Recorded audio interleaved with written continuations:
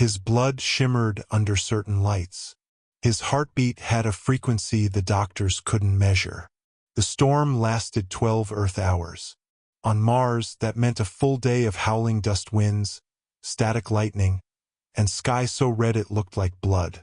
Within the colony's reinforced birthing unit, Dr. Elena Casimir fought the trembling walls and the chaotic energy readings to deliver the first human child ever born during a Martian electrical storm. The baby came silently, eyes wide open, no crying, no panic, just alertness, as if he were listening to something no one else could hear. Elena named him Calix. His mother had died during delivery, cardiac arrest induced by sudden pressure fluctuations in the chamber. Calix was whisked away into neonatal isolation, not because of infection risks, but because the machines monitoring him refused to give consistent readings.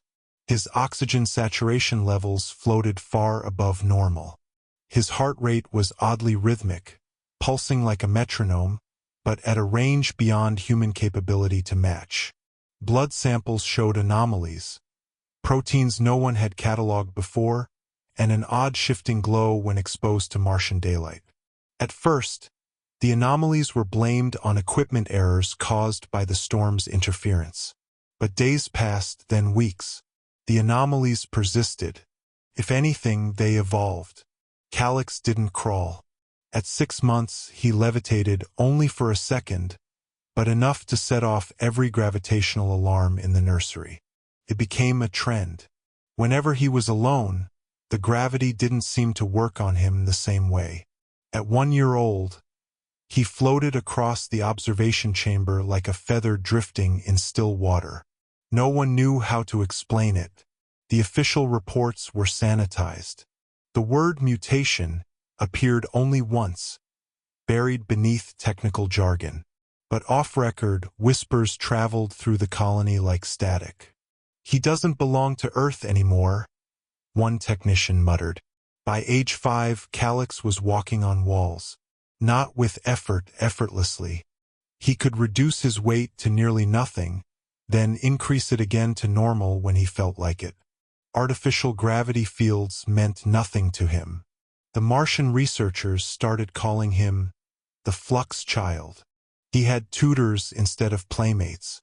His speech was slow to develop, not from delay, but from disinterest.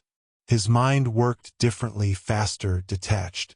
He spoke only when necessary and rarely smiled.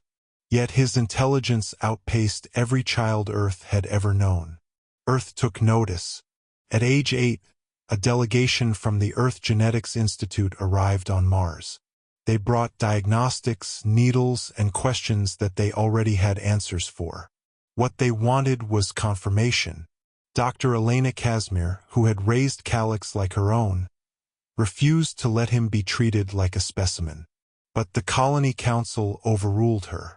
Earth's representatives called it a global priority. On the day of testing, Calix didn't resist. He laid still as they scanned, extracted, and probed.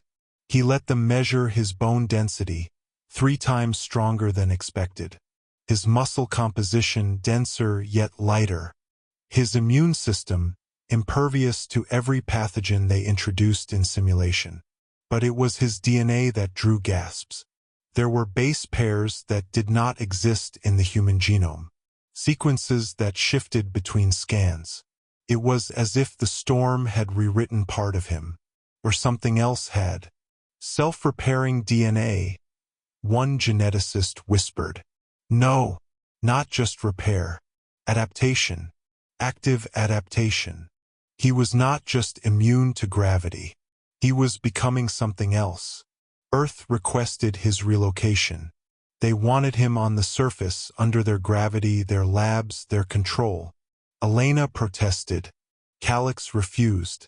I don't belong there, he said for the first time, staring out at the Martian horizon. Earth feels heavy, loud, too much memory in the ground.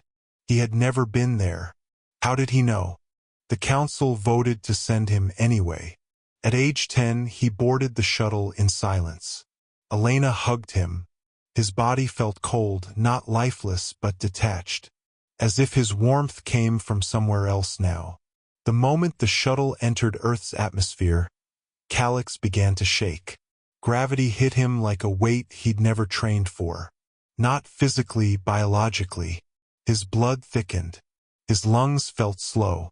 He didn't pass out, but he came close. The scientists had prepared for adaptation struggles. What they didn't expect was resistance. Calix's cells began to rebel.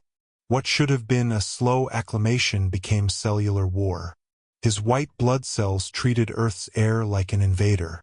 He was placed in a sealed lab facility near Geneva. His room was sterile, colorless, silent. Cameras in every corner. The doctors watched his body fight. But what alarmed them most was not his resistance. It was what he was turning into. They began recording changes daily. His eyes turned deep black at night. His skin became slightly translucent under certain frequencies. His fingerprints changed every week. His body was becoming dynamic, unfixed, like a biological chameleon, not just in skin but in form. And then, he started affecting electronics. Surveillance feeds began flickering. Battery devices near him drained within minutes. Wi-Fi signals dropped when he was angry. One night, a security drone hovered into his chamber on its own. No one sent it. When the guards checked the logs, the signal had originated from inside the room. The AI division was brought in. They confirmed something unthinkable. Calix was emitting neural frequencies, ones that mimicked communication protocols used by machines. He was not just evolving biologically. He was beginning to interface. Earth's government panicked. Project Nova was secretly launched to isolate and neutralize Calix if necessary. They called it precautionary containment. Elena learned of the plan through a rogue Martian data leak. She knew Earth would never let Calix go. She returned under the guise of compliance, but she came with allies. A Mars-based private exploration firm, Atlas Corp, owed her favors. She used everyone. On a cold night in February, under the cover of a staged electrical failure, Elena walked into Calix's cell. He was awake, eyes glowing faintly. "I knew you'd come," he said. She held out her hand. He didn't take it. Instead, he floated toward her. Not high, just enough to defy the cameras. As they reached the facility's emergency elevator, systems began to shut down across the complex. Not because of sabotage, because Calix had willed it. They escaped into the upper atmosphere using a disguised cargo pod. Earth's forces scrambled, but they were too late. By the time they identified the launch, the vessel had already entered orbit, heading for the Martian transit gate. Back on Mars, Calix stepped onto red soil like it was home. He stood taller now, and his voice had resonance. A calm authority that vibrated deeper than sound. The council demanded answers. Elena stood with him. So did others. "He's not a threat," she said. "He's the next step." Calix spoke for himself only once during the gathering. "Mars changed me because it remembered what Earth forgot. Life isn't static. It's an invitation." I answered. After that, he retreated to the northern ridges, where he built a dome using only thought and will. Inside, instruments floated freely. Atmosphere control systems hummed without wires. Signals from space began reaching him, signals Earth had never detected. He wasn't just evolving. He was listening. By 16, Calix no longer resembled a child. His features were smooth but undefined, as if humanity was only a phase he had passed through. Communication with him became rare, not because he refused, but because he didn't need words anymore. When Earth sent another mission, this time with weapons masked as research tools, Calix stopped them before they entered orbit. Their ships malfunctioned. Navigation systems rerouted. One landed gently on the Martian surface, its passengers unharmed but shaken. He visited them in their sleep. Dreams of cold stars, of languages without syllables, of energy that sang instead of burned. They woke with tears and terror. And then he erased their memories, left only the feeling of peace behind. Earth has since declared Mars uncooperative. But Calix remains. He's building something quietly, beyond the eye's reach. A network? A machine? A seed? Some believe he is preparing for contact. Others believe he already has. And a few believe he was never fully human to begin with. The storm gave him life, but what's inside him now may belong to the stars.